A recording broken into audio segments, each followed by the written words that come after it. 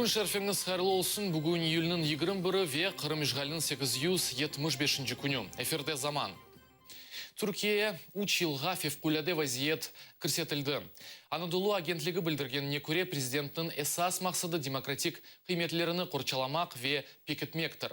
Түркия ана эсасына көре февкуляде вазиет вақтында инсанларының эсас ақлары сынырланыла. Түркия назирлер кабинеті есе комендант вақтыны илян етіп митинг ве нумайшлеріне ясақ еті біле.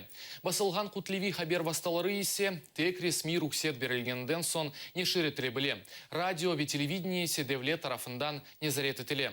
Сонки малюматларға көре Түркиеде июль 15-ден 16-сына кечер кечесінде Арби авдармасының ұтылуындан сон девлетте 6 бинге яқын инсан яқаланды. Тахминен 50 бин девлет қызметшісі іштен бошытылды. Олар арасында mahkemeci ve prokurorları da var. Darbe girişiminde bulunan terör örgütünün tüm unsurlarıyla ve süratle bertaraf edilebilmesi için ülkemizde anayasamızın 120. maddesi uyarınca olağanüstü hal ilan edilmesini hükümete tavsiye etme kararı aldık. Bakanlar Kurulumuz da bu tavsiye doğrultusunda Türkiye'de 3 ay süreyle olağanüstü hal ilan edilmesini kararlaştırdı. Avropa Бірлігінің Қырымға қаршы еланылған санкцияларына 6 мемлекет қошылды. Avropa Бірлігінің тыш саясеті ве қавсызлық мәселелері бойынша векіл Федерики Могерни білдіргеніне көре, санкцияларға Avropa Бірлігіне намзет көстерген девлетлер Черногория ве Албания, Авропалық иқтисади зона азалары, Лихтенштейн ве Норвегия, бұнен беребер Украина ве Гүрджистан қошылды. Июнь 17 күні Avropa Бірлігінің шурасы Қырым ве Ақярның қанусыз қошылмасы үшін көрсетілген санкциялар та бір елға девам етті.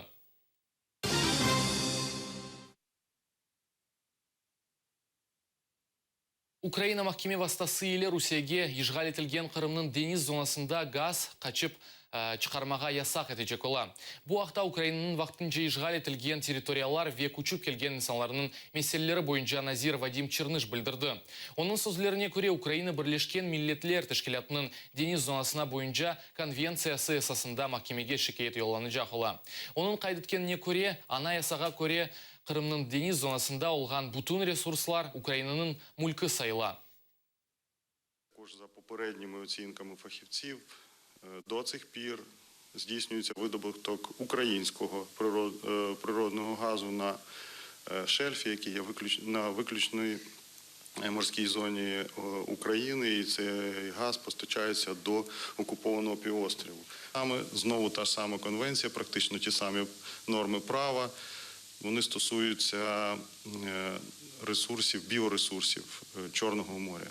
Також використання цих ресурсів є предметом, також і будуть предметом судових розглядів і судових позовів з боку української держави. Ақтемчи гос Мустафа Дегерменджи ве Али Асановна пісті октябрінің 8-не қадар қалдырдылар. Махкеме бақылған ішіні екеге бөлген. Бірі Ақтемчи гос бойынша оны санки құтлеви қалыбылықлар чақырғанында қабатлайлар. Екінші ішке есе 26 февраль іші бойынша қабатланғанларының ішлеріні бірлештірділер. Бұ 5 инсан құтлеви низамсызлықларда иштрақ еткенінде қабатлана. Невбеттеки махкеме топлашуы август екі күні кечірілежек. Сегодня Верховным судом было вынесено определение о выделении в отдельное производство уголовных дел в отношении всех подсудимых, кроме Чайгоза. Дело будет рассматриваться Центральным районным судом. В отношении Чайгоза дело остается в Верховном суде. Это определение еще не вступило в законную силу. По закону имеется 10 суток процессуального срока на обжалование. Я думаю, что некоторые подсудимые воспользуются этой возможностью, будет подана апелляционная жалоба. И уже по результатам рассмотрения апелляционной жалобы мы можем говорить о том, в Верховном суде будет рассматриваться в прежнем составе, в прежнем порядке, либо это дело будет разъединено и Чайгоз будет рассматриваться отдельно, а остальные подсудимые будут, дела в отношении остальных подсудимых будут рассматривать Центральным районным судом. Ижгалджи махкеме Илми Умерова қаршы açılған ишны қапатмады. Бүгін Ахмежетінің Киев район махкемесі Меджлис рейс муавинның шикаетіні бақты. Илми Умеров она қаршы açылған иш қапатылмасыны талап етті. Ләкин қады Михаил Белоусов шикаетіні бақмаздан қалдырды. Белли Кимаис 12 күні ФСБ Умеровға қаршы жинайы иш açты. Адвокаты усмотрели некоторые нарушения, чисто технические и процессуальные нарушения со стороны следователя. Мы решили обжаловать это постановление в принципе. Предполагали, что жалоба не будет удовлетворена, так оно и произошло. Ни доводы адвокатов, ни выступление мое, как участника этого процесса, не возымели никаких действий. Все, что говорил прокурор и что говорил следователь, который присутствовал на заседании, как бы принято на веру. Судья поддержал только их. Меня обвиняют в публичных призывах к нарушению территориальной целостности Российской Федерации. Я просмотрел несколько раз свое выступление на АТР 19 марта. Призывов я там не заметил. Там есть несогласие с тем, что Крым является территорией Российской Федерации. И есть пожелание, что нужно усиливать санкции, в результате которых Российская Федерация вынуждена будет вернуть Крым и освободить Луганскую и Донецкую области. Сразу после заседания переговорили, посоветовались с адвокатами, решили, что будем обжаловать в Верховном суде.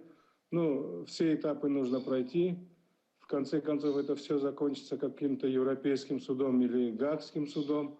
И в накопившихся материалах будут и эти материалы тоже. Кележек авта ишғал етілген Қырымға Русия баш назиры Дмитрий Медведев кележек. О ярымададaki yollarının vaziyetine bağışlanған кенешні кечірежек. Истиляджи devletinin баш назирінің ишандырғанына көре бір қач күтлеви лейхалар азырлана. Масрафлар есе бюджетке әнді кірсетілген. Ән бұйық лейха Қырымда автомобиль ве демир yol көпірінің құручылығыдыр. Хатырлатам кечелері Дмитрий Медведев Қырымға тішив бұйыргенінде алчақ нефақаға шикает еткен Қырым сәкенлеріне пара жоқ деп жевап берді. Бұндан сон есе оларға сабыр ве ей кефлеріні тіледі. Пенсия невозможно прожить в Крыму, цены бешеные. Но с пенсиями это отдельная тема. Неправильно индексацию насчитывают. Обижают нас, не дают 4% даже. Что ж такое 8 тысяч, это не Пенсиями будем заниматься в стране. Значит, мы не можем делать только в одном месте пенсию. сказали, индексация будет. Где она там в Крыму индексация? Ее нигде нет.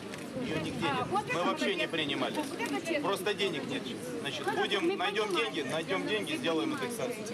Вы держите здесь. Вам всего доброго, хорошего настроения и здоровья. Ахмежетте Тарас Шевченконың абидесіні Кения Украин темсәллігінен ярыштырдылар. Абидеде девлет тамғасыны ифаде етіп, Слава Украине язысыны қалдырдылар. Кабзарының мыйықларыны есе мавы сары реңке бойладылар. Ахмежеттің ишғалжи акиметі бұны вандализм оларақ белгіледі ве абиде янында көзетіжі видеокамераларыны тейінлемеге ниетленді. Бұл есе соңки хаберіміз еді, атыры олыңыз, көрішмек үзіре.